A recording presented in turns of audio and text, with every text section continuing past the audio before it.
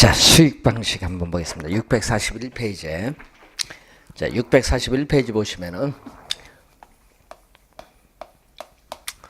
자, 이 수익성. 이 수익성은 이 현재가 아닙니다. 장래의 수익 발생 여부를 보는 거죠.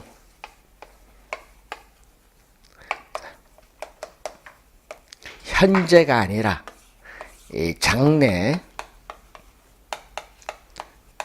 수익 발생 여부를 보는 겁니다. 항상 이 미래라는 거, 그래서 이 장래 수익 발생 여부를 기준해서 부동산을 이용함으로써 어느 정도의 수익을 얻을 수 있느냐, 이 수익성의 원리를 근거로 해서 나타난 방식이 이 수익 방식입니다. 자, 이 수익 방식은 이 대상 물건의 가액을 구하는 수익 환원법, 대상 물건의 임대료를 구하는 수익 우리가 분석법으로 나눠볼 수 있죠. 자, 이 대상 물건의 가액을 구하는 이 대상 물건의 가액이 수익 가액이고, 대상 물건의 임대료를 수익 임대료인데, 작년 시험에는 요 네모 안에 들어갈 말 무엇입니까? 출제했어요. 수익 분석법. 작년에 출제했습니다. 자, 그래서 이 수익 분석법은 뭐에만 적용하냐면 기업용 부동산에만 적용한다. 자, 여러분, 기업용 부동산은 우리 상업용, 공업용, 광업용 부동산인데, 이 임대료를 구하기 때문에 기업용 부동산에만 적용해. 그런데 이 수익환원법은 뭐에 적용하면 수익성 부동산에 적용해. 이 수익성 부동산은 이 기업용, 상업용, 공업용, 광업용 부동산인 이 기업용 부동산뿐만 아니라 이 임대용 부동산까지 대해준 요 수익성 부동산에 적용하는 게 수익환원법.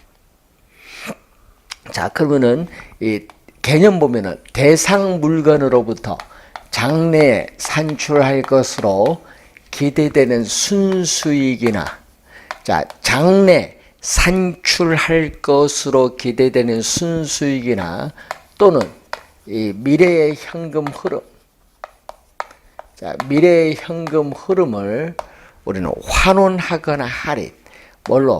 우리는 환원 이율로 환원하거나 또는 뭘로? 할인율로 할인하겠죠. 환원하거나 할인하여 대상 물건의 가액을 구하는 방법을 우리는 바로 수익환원법. 자, 요거 계산 문제는 안 나오고 계산 문제 출제하면 요걸 출제. 계산 문제 출제하면 왼쪽이 출제. 자, 이때 요 네모 안에 들어갈 말 무엇입니까?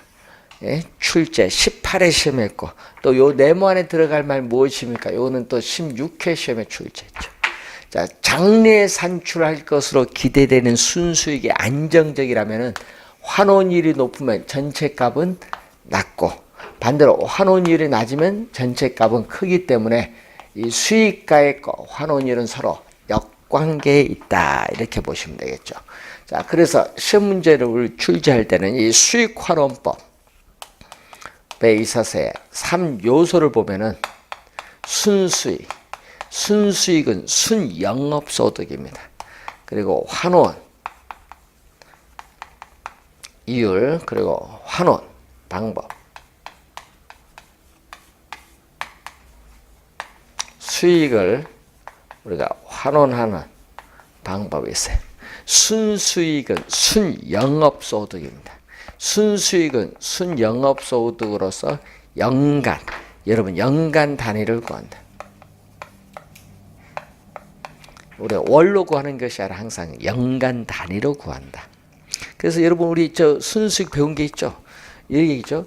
우리는 임대 단위수를 100% 완전히 임대되었을 때 얻을 수 있는 최대한의 임대료 수입을 가능 총소득에서 뭐를 빼죠? 100% 완전 임대되기 어렵잖아요.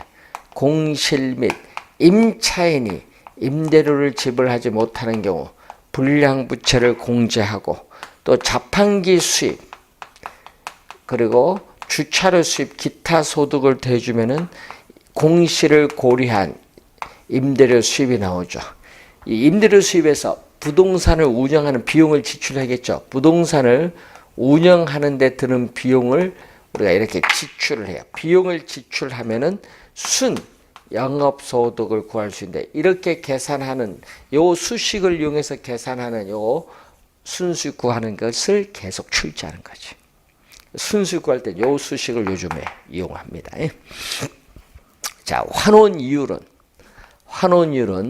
대상 물건으로부터 장래에 산출할 것으로 기대되는 순수익을 통해서 이 부동산의 가액을 구하기 위한 이율입니다. 부동산 가액이 10억인데 순수익이 1억이면 얼마? 10억에 1억이니까 10%입니다. 그래서 이것은 환원 이율 자체는 이 부동산의 이 수익성을 측정하는 거죠. 그래서 이 부동산의 수익성을 측정한다.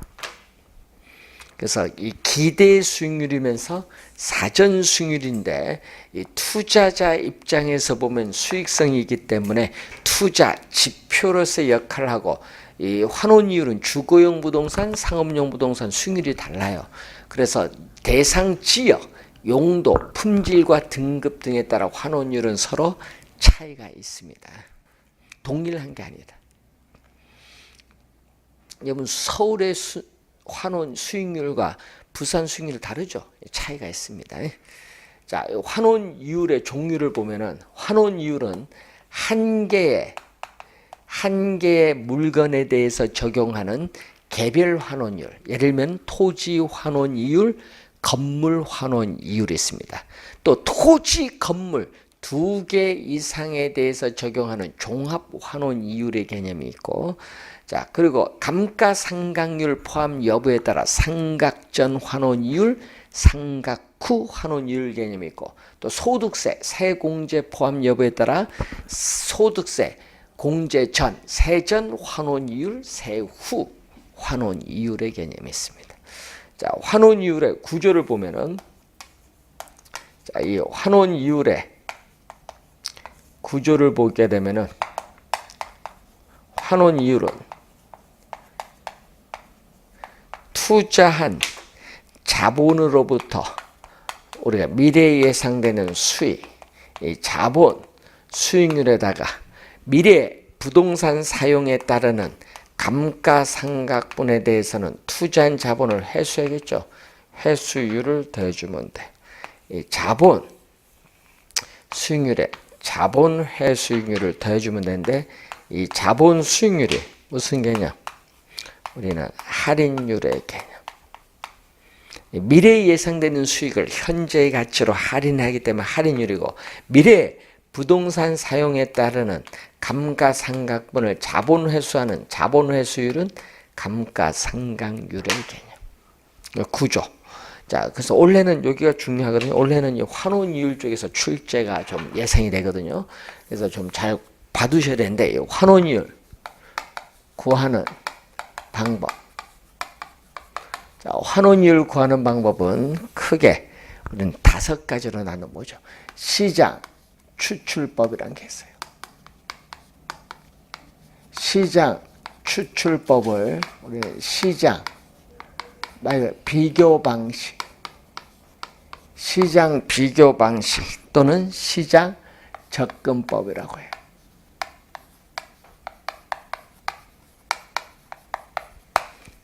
그러니까 가장 최근의 사례를 수집을 해서 그 사례에서 추출, 직접 환원이율을 추출, 구하는 방법을 얘기합니다. 자, 그리고 두 번째는 요소 구성법. 요소 구성법을 조성법이라고 해요. 요소 구성법, 조성법이라고 하는데, 이때 환원이율은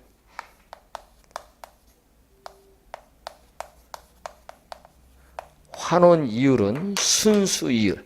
여러분, 대상 물건의 대상 평가 대상 물건, 이 순수이율에 뭐를 오염률, 순수 이율의 오이협률을 가산한 율로 한다. 이때 순수 이율은 우리가 무위험 자산의 수익률, 무위험률을 얘기해. 그러니까 여러분 국채 수익률인데 여러분 주열이는 아까 앞 시간에 배우셨던 적산법에 있어서의 기대 이율의 개념이 아니다는 거. 예? 그리고 위험률은 위험 부담에 따르는 할증률을 얘기해. 이 투자자에 있어서의 위험 부담에 따르는 할증률을 얘기합니다. 위험 부담에 따른 할증률. 이때 위험률을 구성하는 요소로서는 투자에 따르는 위험성, 현금화가 쉬운가 어려운가, 비유동성, 또 부동산 관리가 어려운가 쉬울 있자, 어려운가 쉬운가, 관리의 난이성, 또 투자한 자금의 뭐다? 안정성.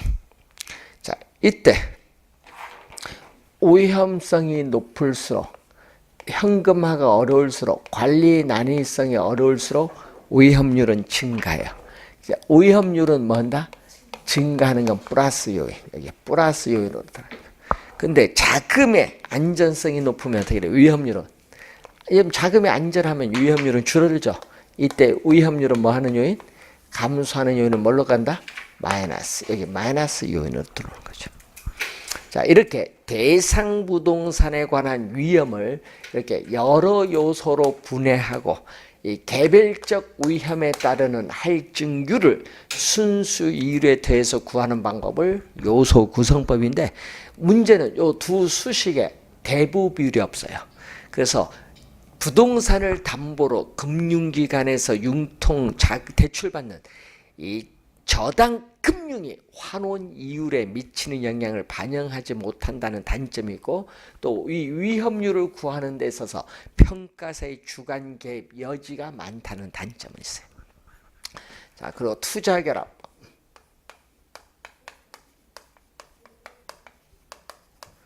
자, 투자결합법은 두 가지로 또 우리가 나눠볼 수 있죠. 물리적 투자결합법, 그리고 이 금융적 투자결합법으로 크게 나눠볼 수 있습니다. 자, 물리적 투자결합법, 이 금융적 투자결합법인데, 자, 물리적 투자결합법 요겁니다. 토지에 이렇게 건물이 결합됐어요. 자, 이렇게 토지에 건물이 결합된 복합 부동산의 순수익. 자, 이렇게 토지에 건물이 결합된 복합 부동산의 순수익, 즉 이 소득을 창출하는 부동산의 능력이 토지와 건물이 서로 다르다. 토지와 건물이 서로 다르며 토지 소득, 건물 소득 분리될 수 있다는 가정에 근거해서 구하는 방법이에요. 그래서 토지 건물 두 개 이상, 토지 건물 두 개 이상의 물건에 대해서 적용되는 종합환원율은 토지 건물 둘로 나누거든요. 그래서 토지에 있어서의 환원이율, 토지의 환원이율, 토지 이렇게, 또 건물 이렇게 나눠요. 토지 환원이율, 건물 환원이율. 토지와 건물로 이렇게 나눠요. 이때 이 전체 부동산 가격에서 가중치를 곱해주는데 토지 가격이 차지하는 비율. 그럼 예를 들어서 전체 부동산 가격을 100% 볼 때 토지 가격이 30%라 하면 얼마? 100%에 30% 얼마? 0.3. 그럼 여기는 얼마? 0.7. 여기는 전체 부동산 가격에서 건물 가격이 차지하는 비율, 이 가중치를 곱해서 구합니다. 자, 이렇게 구하는 방법을 무슨 방법? 물리적 투자결합법. 금융은 뭐다? 자금을 융통받는 거죠. 그래서 총 투자한 금액이 내 돈, 남의 돈 이렇게 나눠야 돼. 그래서 금융적 투자결합법은 지분 투자자의 요구 수익률. 자, 여러분 지분 투자자의 요구 수익률을 우리는 지분 환원율이라고 해요. 여러분 지분 투자자의 요구 수익률을 지분 환원율을 자기 자본 환원율. 그리고 저당 투자자의 요구 수익률은 우리는 저당 환원율. 저당 환원율을 다른 말로 타인 자본 환원율. 그래서 이 지분 투자자의 요구 수익률과 저당 투자자의 요구 수익률 요 두 가지가 서로 다르다. 이게 15의 정답이었죠. 서로 다르다는 데 착안을 해서 투자 자본을 금융적 측면에서 구분하는 방법을 금융적 투자결합법인데 여기서 가중치를 곱한데 이 가중치는 부동산 가격에서 자기 자본이 차지하는 비율, 부동산 가격에서 대출금이 차지하는 비율, 이 저당 비율을 우리는 대부 비율이죠. LTV를 얘기해요.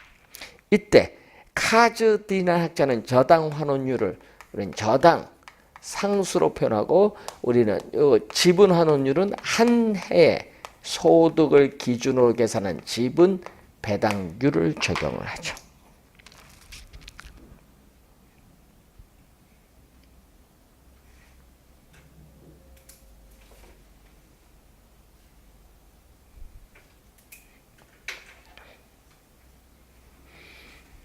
자, 그리고 이 금융적 투자결합법을 좀 더 개량해서 발전시킨 방법이 1959년에 나타난 엘 우드법. 엘 우드법은 지분 투자자 입장에서 뭐를 강조?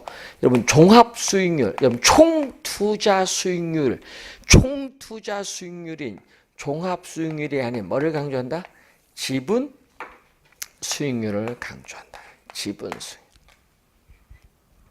종합 수익률인 지분 수익률을 강조한다.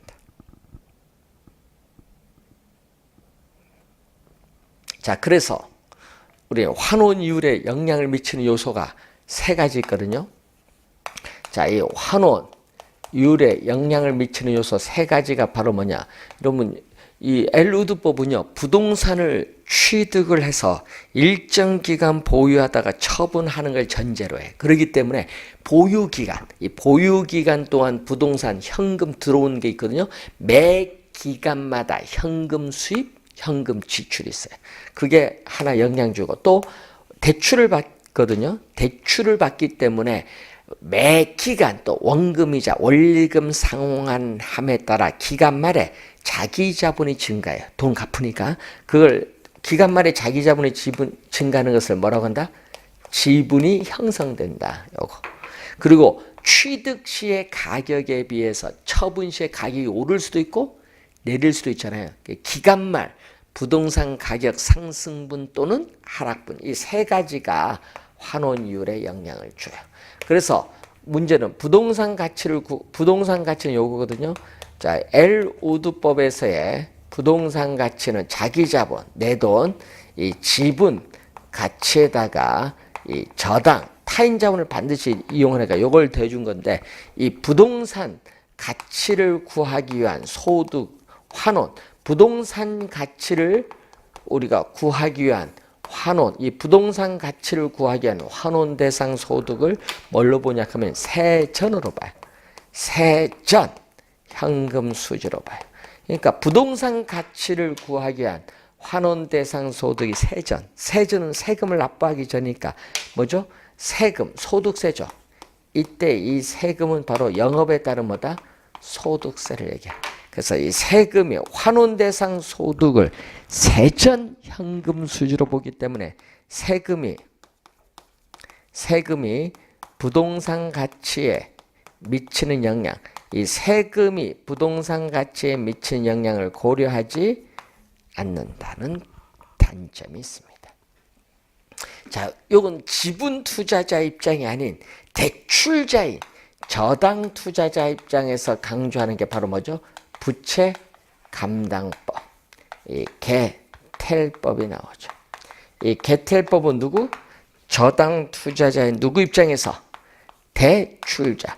이 저당 투자자인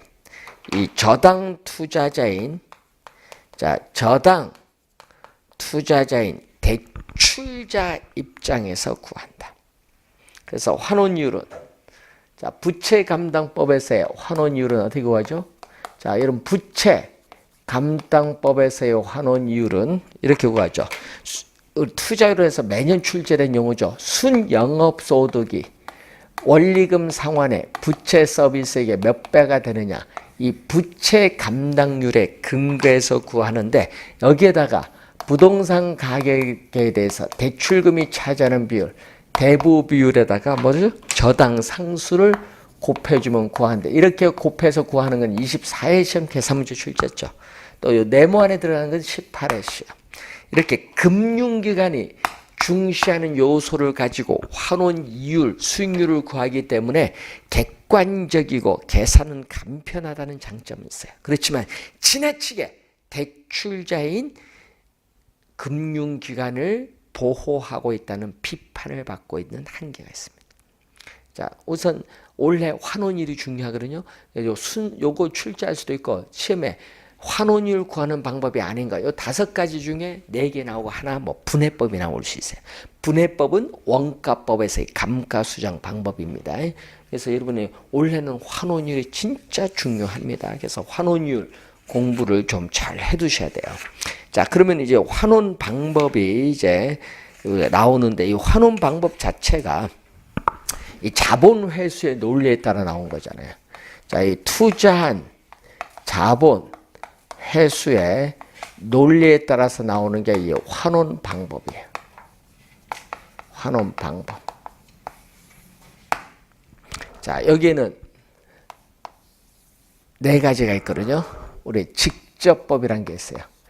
직접법 또는 직접 환원법인데 여기는 토지에 적용해. 농지나 염전 등의 토지 적용인데 토지는 뭐가 돼요? 중요한 거는 토지는 사용하여도 소모가 안 돼요. 감가상각할 수 없어요. 토지는 사용하여도 소모가 되지 않기 때문에 우리는 투자한 자본을 어떻게 해야 우리는 회수할 필요가 없다. 그렇기 때문에 수익가액은 바로 이렇게 나오죠. 수익가액은 토지로부터 장래 산출할 것으로 기대되는 순수익을 바로 환원, 이율로 환원해서 바로 구하는 방법이에요. 자, 건물, 구축물, 건물, 우리가 구축물 또는 우리가 기계, 장치 등의 동산에 적용하는데 자, 수익도 유한해. 수명이 있기 때문에 수익도 유한하고 내용연수, 수명도 유한한 상각자산에 적용하는 게 직선법이에요. 그래서 상각자산일 때는 항상 순수익은 상각전입니다. 상각전, 순수이익의 상각 후 환원, 이율. 상각 후의 환원율에 뭐를 떼준다? 상각자산에 적용하니까 상각률을 더한 환원 이율로 환원해서 구하는 방법이에요. 자, 연금법. 연금법은 인우두법이라고 해요. 인우두법. 22회 시험에서는 이것을 평균 연금 환원법이라고 해요. 평균 연금 환원법. 그리고 상환 기금법. 이거는 호수 콜드법이라고 하는데 이것은 감채 22회 시험 요거 출제죠. 감채 기금 환원법. 자, 이 2가지는 복합 부동산에 적용. 부동산이 부지와 건물, 기타 상각 자산의 결합으로 이룬 복합 부동산에 적용하는데 연금법은 매년 회수되는 상각액을 재투자함으로써 수익을 연장시킬 수 있는 공장, 슈퍼마켓 등의 복합 부동산이나 업권에 적용하고 상환기금법은 매년 회수되는 감가액을 재투자함으로써 수익을 연장시킬 수 없는 광산, 채석장, 광업권 등에 적용해요. 그래서 이 3가지는 상각자산에 적용하거든요. 이 3가지는 상각, 감가상각할 수 있는 자산에 적용하기 때문에 투자한 자본에 대해서 회수할 필요가 있다. 있다. 자본 회수가 필요한 것이 바로 이 세 가지. 네 가지 방법이 있거든요. 자, 그래서 이걸 확인해 두시면 되겠고, 하여튼 우리는 환원 이율이 중요합니다. 자, 그리고 이 물건별 감정평가에서 우리가 시험에 나오는 것은 우리가 25회 정답 물었고 26회 또 출제, 이 건물을 많이 내거든요. 이 건물은 거래 사례 비교법으로 많이 냅니다. 건물은 거래 사례 비교법이 아니라 뭐다?